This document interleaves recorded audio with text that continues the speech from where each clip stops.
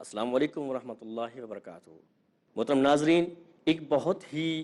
معلوماتی فکر انگیز پروگرام الہاد اور اسلام کے ساتھ پیش خدمت ہوں۔ جعفر طیار آپ دیکھ رہے ہیں پیس ٹی وی اردو، اور میرے ساتھ تشریف فرما ہے عالم اسلام کے ممتاز و معروف اسکالر جناب ڈاکٹر محمد حماد لکھوی حافظہ اللہ۔ ان سے ہم گفتگو کریں گے الہاد کے عنوان پر، اور ان سے رہنمائی لیں گے الہاد کے تعارف، اس کی تاریخ، الہاد کے اسباب و عوامل، الہادی مظاہر اور اس کے نتائج کے بارے میں۔ ڈاکٹر صاحب، آپ کا بہت بہت شکریہ پیس ٹی وی اردو میں خوش آمدید، آپ نے اپنے قیمتی اوقات میں سے وقت دیا۔ جی بتائیے کہ الہاد اور اسلام، یہ جو ہم ناظرین کے سامنے پیس ٹی وی اردو پہ سیریز پیش کرنے جا رہے ہیں، اس کا مقصد کیا ہے؟ جی بسم اللہ الرحمن الرحیم، بہت شکریہ جعفر صاحب۔ اصل میں گزارش یہ ہے کہ دنیا میں ہم جو بھی فکری طور پر لوگوں کی صورتحال دیکھتے ہیں انفرادی اور اجتماعی سطح پر، اس میں ایک تو ہے صراط مستقیم جو اللہ کریم نے اپنے انبیاء کے ذریعے سے لوگوں کو بتایا۔ اس صراط مستقیم کے علاوہ بہت ساری فکری کجیاں ہیں یا عملی کجیاں ہیں یا ٹیڑھ پن ہے، اس کو قرآن کہتا ہے ظلمات ہیں، اور بہت سارے اندھیرے ہیں۔ اور اللہ تعالیٰ اللہ ولی الذین آمنوا یخرجہم من الظلمات الی النور، اور اللہ تعالیٰ اپنے انبیاء کے ذریعے سے جو دین بھیجا ہے اللہ نے، حضرت آدم علیہ السلام سے لے کر نبی اکرم صلی اللہ علیہ وآلہ وسلم تک، اصل میں لوگوں کو انہی فکری اور عملی اندھیروں سے نکال کر ایک روشنی کی طرف لانا ہے۔ روشنی سے مراد اسلام ہے، اور جو اندھیرے ہیں ان سے مراد الہاد ہے۔ اب مسئلہ یہ ہے کہ الہاد، جب ہم الہاد کی بات کرتے ہیں تو ظاہری طور پر ہمیں بات سمجھ نہیں آتی کہ اس کا کیا مطلب ہوگا، جی، اور جب تک اس کا پورا تعارف نہ حاصل کیا جائے اور پھر اس کی تاریخ نہ پتہ کیا جائے، اور پھر اس تاریخ کے بعد پھر اگر کوئی بھی شخص الہاد کا شکار ہوتا ہے تو اس میں کون کون سے اسباب اور عوامل ہوتے ہیں وہ اگر اس میں شامل نہ کیے جائیں، اور پھر اس کے عملی مظاہر کون سے ہیں، یہ ہے وہ بنیادی سینس اور وہ بنیادی وزڈم اس پروگرام کے اندر، جو اصل میں میرا خیال ہے ہم ناظرین کے سامنے پیش کرنا چاہتے ہیں، کہ ہمارے ناظرین یہ سمجھ لیں اور ہم سب مل کے یہ سمجھنے کی کوشش کریں کہ الہاد اصل میں ہوتا کیا ہے، پھر اس کی تاریخ کیا ہے، اس کے اندر ڈیولپمنٹ تاریخ طور پر کیسے ہوئی ہے، اور پھر اسلام اس کے بارے میں ہمیں کیا رہنمائی دیتا ہے، کون کون سے اسباب و عوامل ہیں تاکہ ہم ان سے بچ سکیں، اور پھر کون کون سے مظاہر ہیں اگر ہم اپنی زندگی میں دیکھیں تو ہم اپنی زندگیوں کو فکری اور عملی اعتبار سے ریویزٹ کر سکیں۔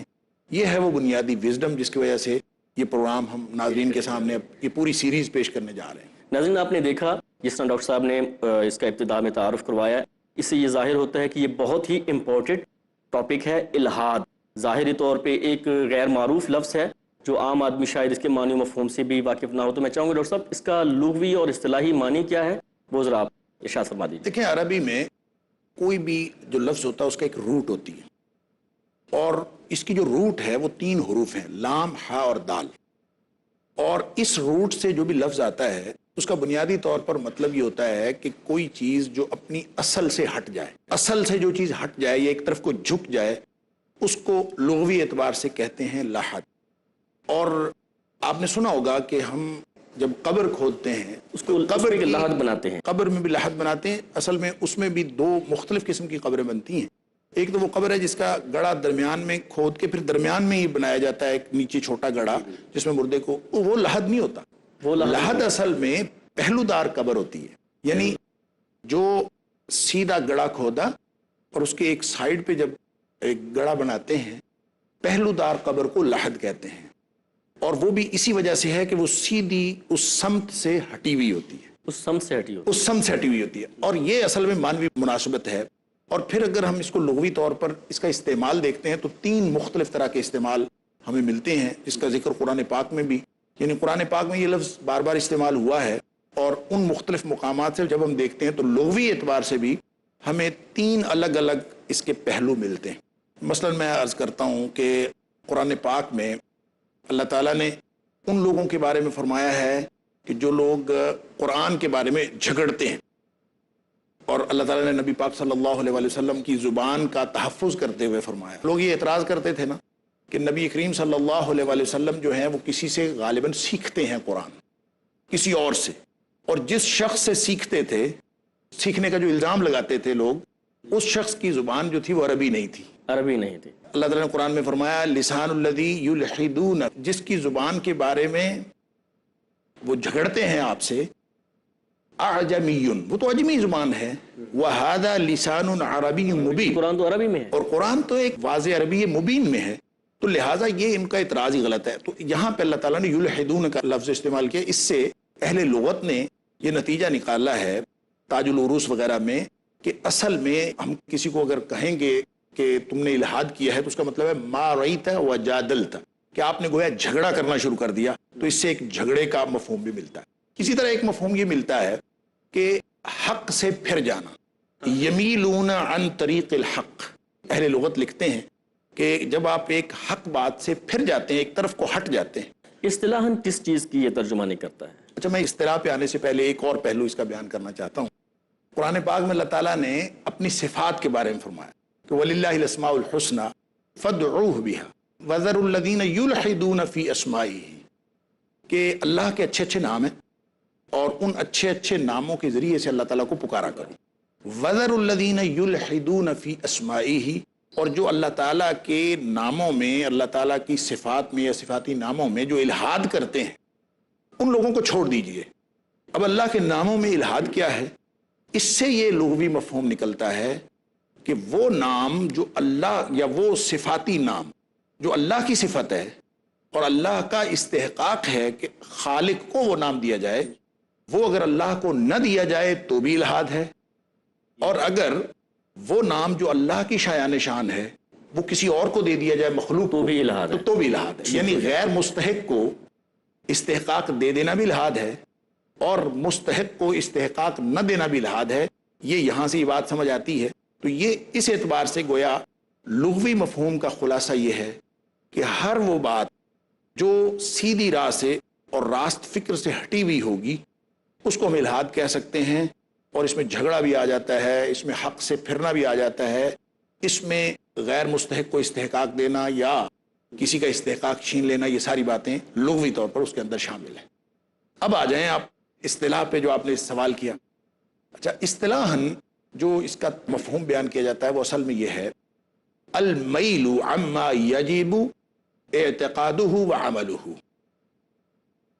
فکری یعنی عقیدے کے اعتبار سے اور عمل کے اعتبار سے جو چیزیں واجب ہیں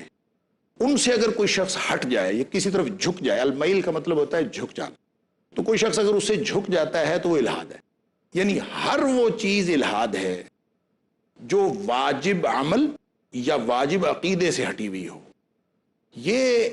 جعفر صاحب ایک ایسا وسیع مفہوم ہے اس کے اندر اصطلاحاً کہ ہر وہ چیز جو فکری طور پر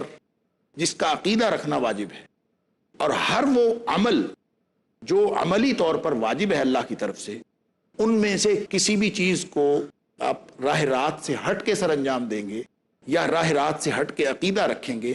تو وہ ساری کی ساری جو بھی فکر ہوگی یا جو بھی عمل ہوگا وہ الحاد پر مبنی یہاں پہ چھوٹی سی ایک وضاحت یہ بھی فرما دیجیے۔ ایک تو یہ کہ سیدھے راستے پہ چلتے ہوئے اس سے ہٹ جانا، اندھیروں میں گم ہو جانا، روشنی کو چھوڑ دینا۔ ایک ہے کہ جو سیدھے راستے پہ آیا ہی نہیں ہے اور اپنی جو ہے اس ہٹ تھرمی پہ اس اندھیر نگری میں جو ہے وہیں پہ مگن ہے، تو پہلے سے الحاد میں ہے۔ اگر ان معنوں میں آپ کریں گے کہ ہر وہ چیز جس سے وہ ہٹا ہوا ہے، جو سیدھی راہ سے ہٹا ہوا ہے، جو میں نے شروع میں عرض کیا،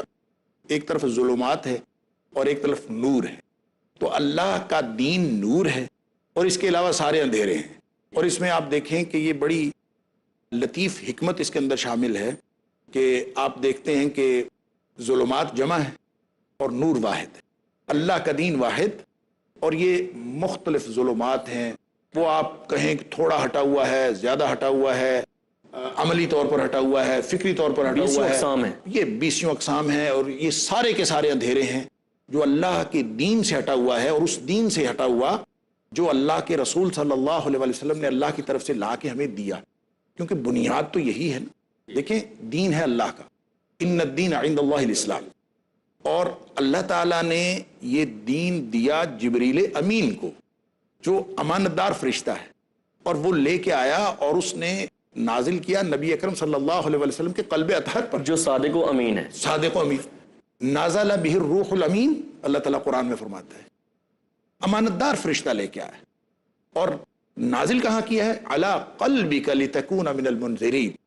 اے حبیب صلی اللہ علیہ وسلم آپ کے قلب اطہر پہ ہم نے نازل کیا ہے تاکہ آپ پوری دنیا کو آگاہ کر دیں، ان کو وارن کرنے والے بن جائیں۔ یہ اصل میں وہ دین ہے جو نور ہے، ایک سیدھی لائن ہے اور سیدھا رستہ ہے جنت کی طرف۔ اس سے ہٹی ہوئی ہر بات جو ہے وہ اصطلاحی طور پر الحاد کے مفہوم میں شامل ہے۔ یعنی الحاد کے بارے میں یہ عرض کر رہا تھا، ابن عباس رضی اللہ تعالیٰ عنہ نے یہی جو آیت ہے قرآن پاک کی ان الذین یلحدون فی آیاتنا، اس سے مراد لیا انکار، یکذبون اور یکذبون، اور جو امام قتادہ رحمۃ اللہ علیہ ہیں انہوں نے اسی سے مراد یشرکون لیا کہ یہ شرک کرتے ہیں، کہ اللہ کی آیتوں میں شرک کرتے ہیں۔ اس کا مطلب یہ ہے کہ شرک بھی الحاد کے اندر آتا ہے اصطلاحی طور پر، انکار بھی الحاد کے اندر آتا ہے۔ پھر اس کے علاوہ آپ کے سامنے میں نے ایک آیت رکھی تھی قرآن پاک کی جو سورہ حج کے اندر ہے، حرم کی حدود کے تعلق ہے۔ یعنی اللہ تعالیٰ نے فرمایا کہ وَمَن يُرِدْ فِيهِ، یعنی حدود حرم کے بارے میں، بِإِلْحَادٍ بِظُلْمٍ نُذِقْهُ مِنْ عَذَابٍ أَلِيمٍ، کہ جو کوئی اس حدود حرم میں الحاد چاہے، بظلم، ظلم کے ساتھ، ہم اس کو دردناک عذاب چکھائیں گے۔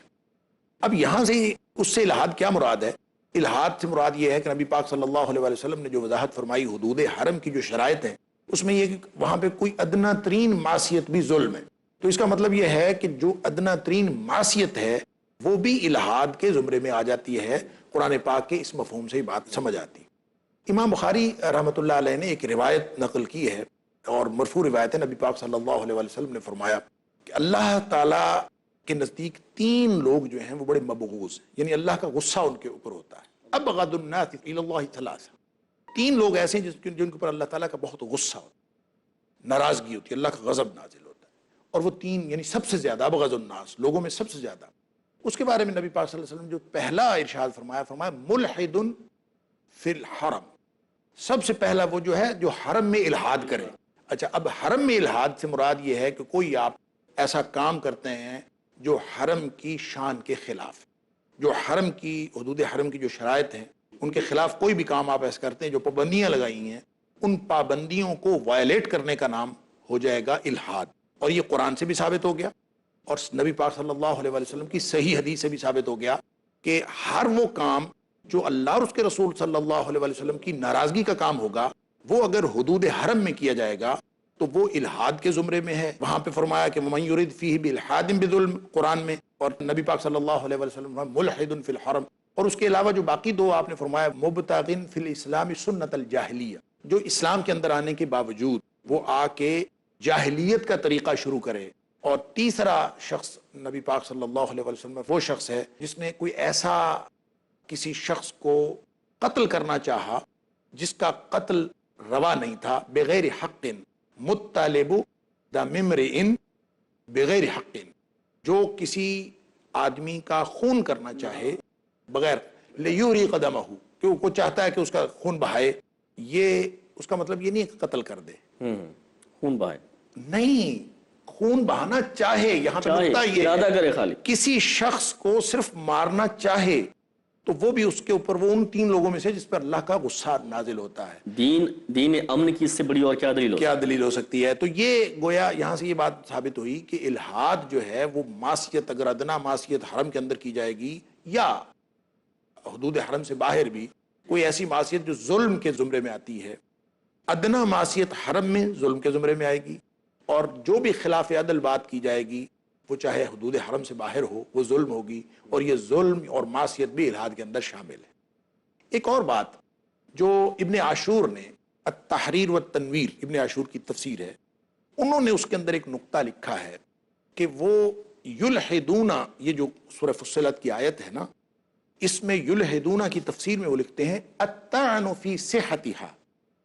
کہ جو لوگ اللہ کی آیتوں اور اللہ کے قرآن کی صحت کے بارے میں اعتراض کرتے ہیں یا شک کرتے ہیں، یہ بھی الحاد ہے۔ یعنی یہ کہنا کہ پتہ نہیں اللہ نے کہا کہ نہیں کہا، یا اللہ تعالیٰ نے کیا کہا، یعنی قرآن پاک کی کے ظاہر یعنی ظاہری حروف کے بارے میں کرنا، یا پھر اس کی معنوی طور پر کوئی اعتراض کرنا، طعن فی صحتها، اس کی صحت کے بارے میں اعتراض کرنا۔ ابن عاشور کی تفسیر یہ ہے کہ وہ بھی الحاد کے اندر شامل ہے، یہ جو ان الذین یلحدون فی آیاتنا کا یہ معنی بھی ہے۔ میں مختصر ایک وضاحت یہ چاہتا ہوں قرآن کے بارے میں۔ अहादीस के बारे में भी यही हुक्म लागू होगा? देखें, वो तो नबी पाक सल्लल्लाहु अलैहि वसल्लम की जो हदीस है ना, ये तो एक हुज्जियत हदीस का एक लंबा मौजू है, लेकिन मैं ये अर्ज़ कर दूं कि कुरान समझा ही नहीं जा सकता नबी पाक सल्लल्लाहु अलैहि वसल्लम की हदीस के बगैर। अगर कोई शख्स ये कहता है कि कुरान के बारे में ये रवैया रखना तो इल्हाद है, लेकिन हदीस के बारे में ये रवैया रखना इल्हाद नहीं है, तो ये बात इतनी गलत है। इसके बारे में वो मिसाल जो हज़रत अब्दुल्लाह बिन मसूद रज़ी अल्लाह ताला अन्हु वाली है कि आपने किसी खातून से कहा था कि अल्लाह ने कुरान में जूड़ा करना मना किया है और तुमने जूड़ा क्यों किया? ये जो बाल खवातीन ऊपर बना लेती हैं, बांध लेती हैं और ये ऊपर गुंबद सा बना लेती है, उन्होंने कहा ये अल्लाह करीम ने मना किया। तो वो कहती हैं कि इब्ने मसूद, मैंने पूरा कुरान पढ़ा है, तो कुरान में तो कहीं बालों का जिक्र ही नहीं है, तो आप कैसे कह सकते हैं कि कुरान के अंदर जो है ये जूड़ा अल्लाह ताला ने मना किया? तो उस पर हज़रत अब्दुल्ला बिन मसूद रज़ी अल्लाह ताला अन्हु को वो तारीख़ी जुमला है कि तुमने कुरान में ये नहीं पढ़ा कि वमा आताकुमुर रसूल फ़ख़ुदूहु वमा नहाकुम अन्हु फ़ंतहू, कि जो अल्लाह का रसूल सल्लल्लाहु अलैहि वसल्लम तुम्हें दें वो ले लो, और जिस बात से नबी पाक सल्लल्लाहु अलैहि वसल्लम मना फरमा दे उससे रुक जाओ। तो इसका मतलब ये होगा कि जो रवैया कुरान के साथ मुतकाज़ी, जिस रवैये का तकाज़ा कुरान के साथ है, उसी तरह के रवैये का तकाज़ा नबी पाक सल्लल्लाहु अलैहि वसल्लम के फरमान के साथ। लिहाजा अगर उस तकाज़े की खिलाफ वर्जी या वायलेशन होती है तो वो इल्हाद है। अगर कुरान के बारे में तो वो इल्हाद होगा हदीस के बारे में भी, अगर कोई शख्स उसी तरह से रवैया ये रखता है। एक आखिरी बात जो इस मफहूम के हवाले से मैं अर्ज़ करना चाहता हूँ, इसका जिक्र हज़रत मुजाहिद रहमतुल्लाह अलैह ने किया है अपनी तफसीर मुजाहिद, उनकी जो कंपाइलेशन है उसके अंदर। वो कहते हैं कि युलहिदूना का माना एक अल्लाह की आयतों को सुनकर शोर व गोगा करना या लहव व लाब में मुब्तला हो जाना, ये भी इल्हाद है। वो कहते हैं ऐ बिल मुकाई व तस्दिया, यानी इन्नल्लज़ीना युलहिदूना फी आयातिना ऐ बिल मुकाई व तस्दिया, यानी ये इल्हाद इस तरह से करते हैं अल्लाह की आयतों का कुफ्र या इल्हाद इस तरह से करते हैं कि तालियां पीटते हैं, सीटियां बजाते हैं, शोर गोगा करते हैं, लाव लाब में मुब्तला होते हैं। अब आप अंदाज़ा फरमाइए कि अगर इस मफहूम को आप सामने रखेंगे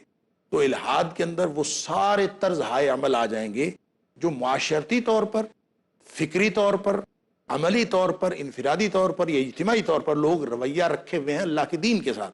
कि अल्लाह के दीन को लहव लाब समझ लिया या फिर अल्लाह के दीन के मुकाबले में लहव लाब को अहमियत दे दी।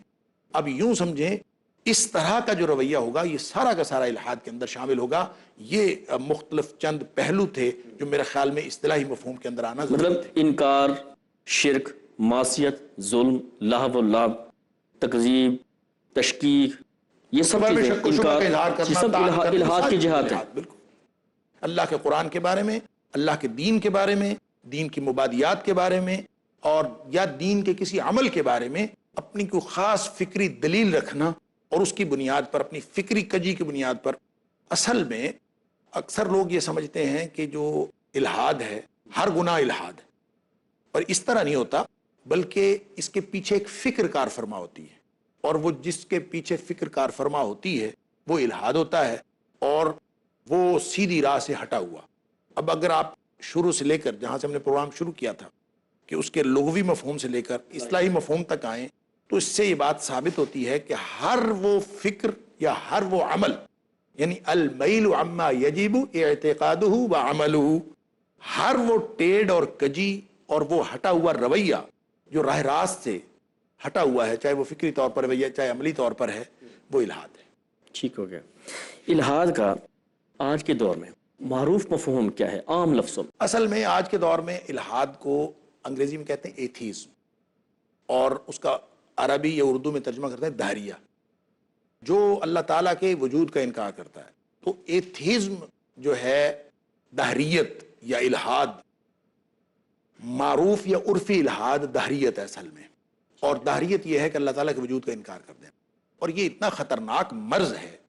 यानी पूरी दुनिया में मुख्तलिफ मज़ाहिब में तो पाया ही जाता था, लेकिन अब तो मुस्लिम यूथ के अंदर, मुसलमान नौजवानों के अंदर खास तौर पर तशकीक पैदा हो गई है। तशकीक और बात है, वो उसको कहते हैं लादरियत, हम इंशाल्लाह अगले किसी प्रोग्राम में उसका भी जिक्र करेंगे। ये तशकीक नहीं है, यह है अल्लाह के वजूद का सिरे से इनकार कर देना कि अल्लाह मौजूद नहीं है। उसकी बुनियाद अपनी ख्वाहिशात हो सकती हैं, उसकी बुनियादें और बहुत सारी हो सकती हैं, इसके अवामिल व असबाब मुख्तलिफ हो सकते हैं। मुख्तलिफ अवामिल और मुख्तलिफ असबाब की बुनियाद पर अल्लाह के वजूद का इनकार कर देना। आपको मालूम है, आपके नेट पे अगर सर्च दें ایتھیزم کا یا ایتھیسٹک ٹرینڈز جو مسلم یوتھ کے اندر ہیں. ہم نے اس پہ پچھلے دنوں ایک ایم فل کا تھیسس بھی کروایا وہاں پنجاب یونیورسٹی میں کہ جو مسلم یوتھ کے اندر جو خاص طور پہ بڑے جدید تعلیمی ادارے ہیں ان کے اندر پڑھنے والے جو مسلم نوجوان ہیں ان نوجوانوں کے اندر یہ ٹرینڈز کیوں آ رہے ہیں اور یہ اتنا زیادہ بڑھتا ہوا رجحان ہے ایتھیزم کا یا الحاد کا کہ یوں سمجھ لیجئے کہ یہ تو فیشن بن گیا ہے کہ I am an ex Muslim, کہ میں سابق مسلمان ہوں. اس کو نام غالباً دیتے ہیں ریسرچ کا، اور کہ ہم ریسرچ کے نام پر کریں، وہ کسی بھی چیز کے نام پر کریں، لیکن یہ فیشن سا بن گیا ہے الحاد کرنا، اور ان کو یہ معلوم نہیں ہے کہ یہ کتنا خطرناک کام ہے جو وہ کرنے جا رہے ہیں، اور یہ اسلام کے بالکل مد مقابل وہ جو اندھیرے ہیں اس میں جا پڑنا ہے. اب یہ ہر شخص کی اپنی چوائس ہے کہ اس میں پڑ جائے یا اس سے بچ جائے. ہم نے تو یہ جو سیریز بھی شروع کی ہے اسی فکر کے تحت کی ہے، اللہ تعالی ہماری طرف سے قبول فرمائے اور ہم اس کو اپنے ناظرین تک اس طرح سے پہنچانے میں کامیاب ہو جائیں کہ جو اصل میں ہمارا مقصد ہے کہ الحاد کی ساری صورتیں، اور خاص طور پر جو الحاد کا معروف مفہوم آج کے دور میں ہے کہ اللہ تعالیٰ موجود نہیں ہے، بنیادی حقائق کا انکار کر دینا، غیبیات کا انکار کر دینا، اصل میں نا جعفر صاحب ایمانیات کا تعلق ہے. ایمان نام ہے ساری چیزوں کو بغیر دیکھے مان لینا. بغیر دیکھے ماننے سے آج کا ہمارا جدید ذہن جو ہے وہ سب سے بڑی رکاوٹ ہے. لہٰذا یوں سمجھ لیجئے وہ ایمانیات سے رکاوٹ ہے. ایمانیات میں رکاوٹ بنتی ہے، فکری ٹیڑھ آتی ہے، فکری کجی آتی ہے. جب فکری ٹیڑھ اور فکری کجی آتی ہے تو انسان الحاد کا شکار ہو جاتا ہے. یہ پورا ایک سسٹم ہے انسان کی جو سوچ سے لے کر عمل تک کا، اور اس پورے سسٹم کا نام الحاد ہے. ماشاء اللہ. ناظرین، آپ نے دیکھا آج کے اس پروگرام میں یہ کتنا سینسٹیو ایک ٹاپک ہے، کتنا حساس ٹاپک ہے. کتنے سارے معاملات ایسے ہیں جو ہم روزمرہ کی اپنی زندگی میں اور اپنے معاملات میں ان کے جو ہے عامل ہوتے ہیں، ہم سے وہ سرزد ہوتے ہیں، ہم وہ کرتے ہیں، یا اس قسم کے ذہن یا سوچ جیسے لوگوں سے بھی کافی ہم ملتے ہیں. آج کے پروگرام میں ہم نے الحاد کی تعریف اور الحاد کا معنی، اس کا لغوی معنی اور اصطلاحی معنی جانا. انشاءاللہ اس کو ہم آگے لے کے چلیں گے. تب تک کے لیے اجازت. السلام علیکم ورحمۃ اللہ وبرکاتہ.